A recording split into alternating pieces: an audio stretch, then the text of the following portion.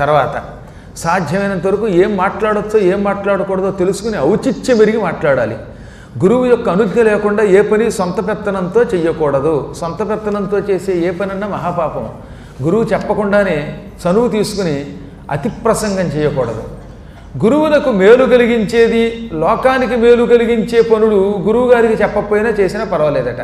ఉదాహరణకి మీ ఇంటికి ఎవడో వచ్చాడు, వాడికి అంత అన్న నైవేద్యం పెట్టాలి, అప్పుడు అన్నిటికీ గురువుని అడగక్కర్లా. మంచి పని, ఇతరులకు ఉపకారం చేసేది, ఇతరుల ఆకలి తీర్చేది, లోకశ్రేయస్సుని కలిగించే పని అయితే మాత్రం గురువుకి చెప్పకపోయినా పర్వాలేదు. కానీ లేకపోతే గురువుని స్వీకరించాక గురువుకి చెప్పకుండా ఏ పని చేసినా అది ఏమవుతుందట, దొంగతనంతో సమానమవుతుంది. ఇంకా గురువు కంటే ఇంకా గొప్ప జ్ఞానం కలిగిన వాడు ఎవడన్నా దొరికాడు అనుకుందాం. మన అదృష్టవశాత్తు మన గురువు గారి కంటే మహాపండితుడు దొరికాడు. అయినా అయ్యా గురువుగారు, మీరు అనుజ్ఞ ఇస్తేనే ఇంకో గురువుగారి ప్రవచనానికి పెడతాను, మీరు అనుజ్ఞ ఇస్తేనే ఆయనకి శిష్యుని అవుతాను, మీరు చెప్పకపోతే చెయ్యను అని అడగాలట.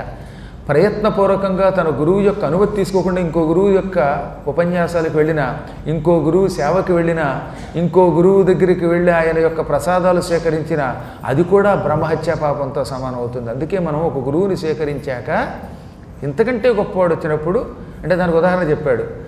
కొంతకాలం చాలామంది అగస్త్యుడిని సేవించారు. అగస్త్యుడిని సేవించిన శిష్యుడికి వ్యాసుడు దొరికాడు. వ్యాసుడు అంటే అంతకంటే పౌరాణికుడు లేడు, కాబట్టి వెళ్ళి వినొచ్చుగా. కానీ వాళ్ళు ఏమన్నారో తెలుసా, అగస్త్య మహర్షి మీరు పూర్వంలో దొరకటం లేదు, వేదవ్యాసుల వారు మన ఊరు వచ్చారు, ఆయన దగ్గరికి వెళ్ళి పురాణం వినవచ్చా, మీరు అనుజ్ఞ ఇస్తే వింటాం అన్నారు. అప్పుడు ఆయన నవ్వి నేనే ఆయన, ఆయనే నేను, వినొచ్చు అన్నాక అప్పుడు వెళ్ళి విన్నారట శిష్యులు, అగస్త్యుని శిష్యులు. అంతేగాని మా అగస్త్యుని కంటే ఈ వ్యాసుల వారి పురాణమే బాగుందండి అని కొత్త గురువు గారు దొరికారు కదా అని పాత గురువు గారిని లోకుగా చూడటం మహాపాపం. అందుకే మరో గురువుని ఆశ్రయించే ముందు ఈ గురువుకి చెప్పి ఆయన అనుజ్ఞ తీసుకుని వెళ్ళాలన్నారు. కలియుగం కదా, ఇక అంతా గురువులే లోకంలో, నిమిషానికి ఒక గురువు అనమాట, ఎక్కడ ఎవడు నచ్చుతాడో తెలియదు. అందుకని ఇలాంటి అజ్ఞానులకి ఒక గొప్ప అద్భుతమైనటువంటి సూచన చేశారు.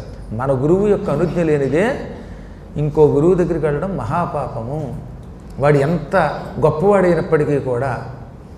ఇక గురువు యొక్క శరీరమే శివలింగం అని చెప్పారు.